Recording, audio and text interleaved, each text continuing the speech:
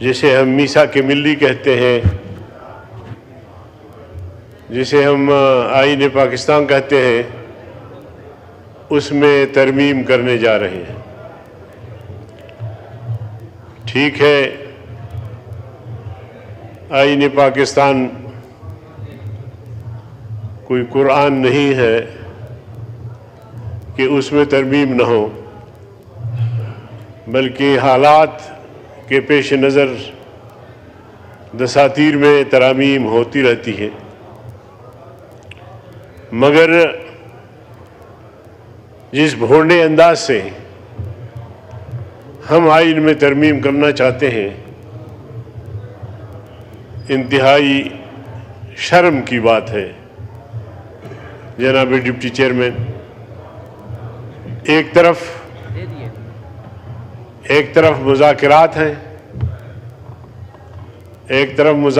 ہیں، افہام و تفہیم کی بات ہوتی ہے، تو دوسری طرف اپوزیشن کے ممبران کو اغوا کیا جا رہا ہے۔ میرے جماعت کے ایک ممبر کو بھی اغوا کیا گیا، بی این پی مینگل کے 2 ممبر ہیں، ایک ممبر جو خاتون ہے اس کے شوہر اور بیٹے کو، نسیمہ شاہ، اس کے بیٹے کو اور شوہر کو اغوا کیا گیا ہے، اب تک کوئی پتہ نہیں ہے۔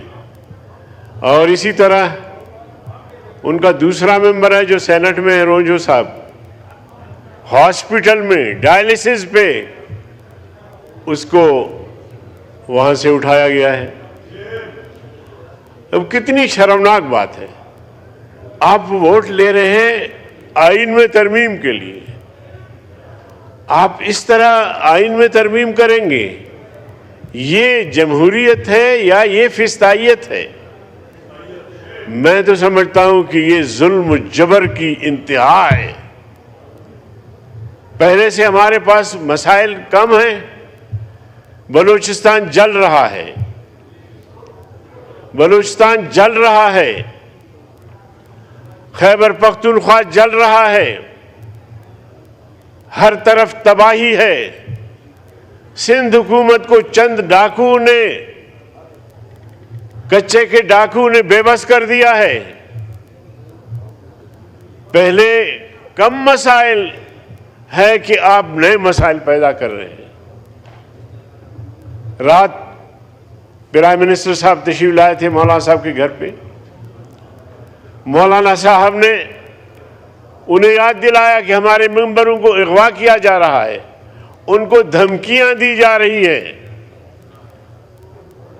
تو میں نے مداخلت کرتے ہوئے کہا کہ ایک کہاوت ہے کہ ایک آدمی مر گیا، سر کی طرف سے جو ہے وہ قرآن شریف پڑھا جا رہا تھا، تلاوت ہو رہی تھی، اور پاؤں کی طرف سے ڈھول بجایا جا رہا تھا۔ تو کسی نے پوچھا کہ بھائی یہ کیا کر رہے ہیں آپ مردے کے ساتھ؟ تو مقامی لوگوں نے جواب دیا کہ یہ حضرت دونوں کام کرتے تھے، تو اس لیے ہم دونوں جو اس کے اعمال ہیں اس وجہ سے ہم اس کو ثواب پہنچانا چاہتے تھے۔ تو میں نے کہا کہ جناب پرائم منسٹر صاحب، ایک طرف مذاکرات ہے، دوسرے طرف آپ کی حکومت میں ہمارے لوگ اغوا ہو رہے ہیں، ہمارے لوگوں کو دھمکیاں دی جا رہی ہے، ہمارے لوگوں کے بچوں کو اٹھانے کی دھمکی دی جا رہی ہے، اور پورا داستان تو یہاں پیش ہوا۔ تو جناب والا، یہ جمہوریت ہے، اور اس طرح آئین میں آپ ترمیم لانا چاہتے ہیں؟ تو جناب ڈپٹی اسپیکر صاحب، شاید یہ ایک سیاہ ترین تاریخ ہو، سیاہ ترین اس دن جب اس طرح بل کو ہم پاس کریں گے، تو میں سمجھتا ہوں کہ پاکستان کی تاریخ کا سیاہ ترین دن ہوگا۔ جناب والا، بلوچستان ایک خاتون ہے، اس کے نظریات سے اختلاف کیا جا سکتا ہے، ان کی پالیسیوں سے اختلاف کیا جا سکتا ہے، بلوچستان یکجہتی کمیٹی، بلوچ یکجہتی کمیٹی، وہ خاتون جا رہی ہے امریکہ، جناب والا ویزا بھی ہے، اس کا کاغذات بھی سب کچھ ہے، پہلے سے کوئی ایسی جانے پر پابندی بھی نہیں تھی، اس کو روک دیا جاتا ہے۔ اور پھر صرف یہ نہیں کہ اس کو روک دیا گیا، اس کا پاسپورٹ اور اس کا موبائل وغیرہ وہیں بھی چھین سکتے تھے۔ رات کی تاریکی میں ایک سنسان روڈ پر ان سے الجھتے ہیں، موبائل بھی چھینتے ہیں، پاسپورٹ بھی چھینتے ہیں۔ اور میں سمجھتا ہوں کہ سندھ حکومت نے آج تک اس حوالے سے کوئی وضاحت نہیں کی۔ میں سمجھتا ہوں کہ یہ بھی ڈوب مرنے کا مقام ہے۔ آپ کیسے پاکستان کو چلا رہے ہیں؟ جناب والا، ایوب خان سے لے کر آج تک بلوچستان مسلسل ظلم سہتا رہا ہے، ظلم سہتا رہا ہے۔ ان چار دیواریوں میں ہم نے مسلسل آواز بلند کی ہے۔ مجھے تقریباً 30 سال ہوتا ہے پارلیمنٹ میں، تیسری بار قومی اسمبلی میں، 3 مرتبہ سینٹ میں، اور بلوچستان کے مسائل جہاں بھی ظلم ہوا، چاہے سندھ میں ہو، چاہے خیبر پختونخوا میں ہو، چاہے پنجاب میں ہو، ہم نے بات کھل کر رکھی، بغیر کسی لیپاپوتی کے، صحیح آئینہ دکھایا حکمرانوں کو۔ مگر آپ بتائیں چیئرمین صاحب، آپ کی سندھ میں کیا ہو رہا ہے؟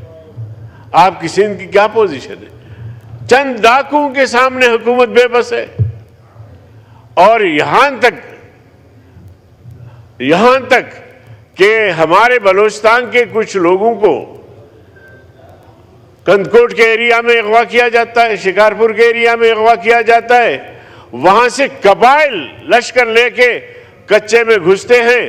حکومت میں یہ سکت نہیں ہے کہ وہ کچے میں گھس کر ان لوگوں کو بازیاب کرے۔ تو جناب والا، یہی خیبر پختونخوا کا حال ہے، یہی جو ہے پورے ملک کا حال ہے۔ میں کسی صوبے کو بھی تانا نہیں دیتا، مگر جو برسر اقتدار طبقہ ہے، جو حکمران طبقہ ہے، ان کا یہ حص ختم ہو چکا ہے۔ جمہوریت اسے کہتے ہیں۔ ایوب خان کی آمریت کو ہم نے چیلنج کیا، ضیاء الحق کی آمریت کو ہم نے چیلنج کیا، جیلیں کاٹی۔ یحییٰ خان کی آمریت کو ہم نے چیلنج کیا، پرویز مشرف کی آمریت کو ہم نے چیلنج کیا۔ جمعیت علماء اسلام نے جب پرویز مشرف کا مارشل لا لگا تو ٹھیک 12 دن بعد ہم نے شورا کا اجلاس کیا اور اس مارشل لا کو مسترد کیا۔ ہم نے جمہوری اداروں کی بحالی کے لیے کسی سے کوئی کم قربانی نہیں دی، بلکہ سب سے بڑھ کر گھنٹی اپنے گلے میں باندھ کر ان کے مظالم کو، ان کے غیر جمہوری اقدامات کو چیلنج کیا۔ آج ہمیں جمہوریت کا درس دیا جاتا ہے۔ اور جناب والا، اور اگر اس طرح ہمارے ممبروں کو اغوا کیا جاتا ہے، ہمیں اغوا کیا جاتا ہے، تو یقین جانیے میں کھلے الفاظ میں کہہ سکتا ہوں اور بتا سکتا ہوں یا بتا رہا ہوں آپ کو کہ اگر ہمارے جسم کے ٹکڑے ٹکڑے کر دیے جائیں، ہمارے گوشت کے ٹکڑے ٹکڑے کر دیے جائیں، پر اگر ہم سے جبری ووٹ مانگا جائے گا تو نہیں ملے گا ووٹ، نہیں دیں گے ووٹ۔ اس طرح بدماشی سے ایک تو ووٹ مانگتے ہو، ایک طرف سے اتحاد۔ ابھی ہمارے پرویز اشرف صاحب فرماتے تھے بھائی چارہ، بھائی چارہ۔ بھائی آپ کی حکومت ہے، بھائی چارہ کس سے آپ کہہ رہے ہیں بھائی چارہ؟ بھائی چارے کی فضا تو آپ قائم کریں، آپ کی حکومت ہے، صدر پاکستان آپ کا ہے، وزیر اعظم ہے، آپ سب اتحادی ہیں، بھائی چارہ کی بات کرتے ہو، بھائی چارہ ہے نہیں، تو یہ انتہائی شرمناک ہے۔ میں شدید مذمت کرتا ہوں حکومت کے ان اقدامات کی کہ ایک طرف وہ مذاکرات بھی کر رہی ہے اور دوسری طرف ہمارے ممبروں کو اغوا بھی کیا جا رہا ہے۔ تو جناب والا، بلوچستان کے حالات بہت خطرناک حد تک پہنچے ہیں، خیبر پختونخوا کے حالات خطرناک حد تک پہنچ چکے ہیں۔ وہاں کی خبریں آپ تک پہنچ رہی ہوں گی کہ وہ اب وہاں تک پہنچے ہیں کہ وہاں سے شاید لوٹ کر آنا ممکن نہیں ہے۔ تو میں بہرکیف حکومت کی جو کارکردگی ہے یا کردار ہے، اور خاص طور پہ اس بل کے حوالے سے انتہائی افسوسناک اور انتہائی شرمناک ہے۔ تو اس قسم کی حرکتوں سے باز آئیں، اور جو ممبران پارلیمنٹ اغوا کیے گئے ہیں ان ممبران کو رہا کیا جائے، اور اس کے بعد ووٹ مرضی کا ہے۔ ہمیں یقین جانیے یہاں تک پتہ چلا کہ ایک ووٹ کا جناب والا 50 کروڑ تک بولی لگی ہے، اور اس سے بھی شاید آگے۔ یہ کیا جمہوریت ہے؟ یہ کیا آپ آئین میں یا قوم کو کیا پیغام دے رہے ہیں، یا دنیا کو کیا پیغام دے رہے ہیں؟ زبردستی میں آپ کو بتانا چاہتا ہوں کہ زبردستی آپ یہ بل پاس نہیں کر سکیں گے۔ اب اگر آپ ایک مصنوعی اکثریت بھی بنا لیں تو یہ قوم کا متفقہ ترمیم نہیں ہوگا، اور انشاءاللہ آپ دیکھیں گے پھر ہم سڑکوں کو بھر دیں گے کہ حکومت نے زبردستی کی، جبر کیا، ہمارے لوگوں کو پابند سلاسل کیا، اور مصنوعی اکثریت کی بنیاد پر بل پاس کیے۔ تو اس طرح جناب والا بات نہیں چلتا۔ آپ بیٹھے تھے، ہم بھی خوش تھے، بیٹھیں گے، اس کا حل نکالیں گے، اور کوئی ایسا مشکل نہیں کہ آسان نہ شود، کوئی ایسا مشکل نہیں ہے کہ آسان نہ ہو۔ ہم بات چیت کے لیے تیار ہوئے، ہم نے ذہن سازی بھی کی، ہم نے بہت بہتر راستہ بھی دیا آپ کو، اور اچھا راستہ دیا، لیکن آپ شاید زبردستی میں یا طاقت میں مسئلے کا حل سمجھتے ہیں، تو اس طرح مسئلے کا حل ممکن نہیں ہے۔ تو بہرکیف میں جناب ڈپٹی چیئرمین صاحب، میں آپ کا شکریہ ادا کرتا ہوں کہ آپ نے مداخلت نہیں کی۔ میں اس ضمن میں جو شنگھائی کانفرنس ہوئی ہے، اور میں بارہ خاص طور پہ جو چین کا کردار رہا، میں خراج تحسین پیش کرتا ہوں چین کو بھی، اور اسی طرح غزہ کے مسلمانوں کا جو قتل عام ہو رہا ہے مسلسل، صدر پاکستان نے آل پارٹیز کانفرنس بلائی تھی، اور اس کا نتیجہ بھی ابھی تک کچھ نہیں ہوا، اور ہانیہ اسماعیل ہانیہ کا جو قائم مقام تھا، جو ان کے جگہ پہ سربراہ بنا، تو ان کی شہادت کا بھی سننے کو ملا ہے۔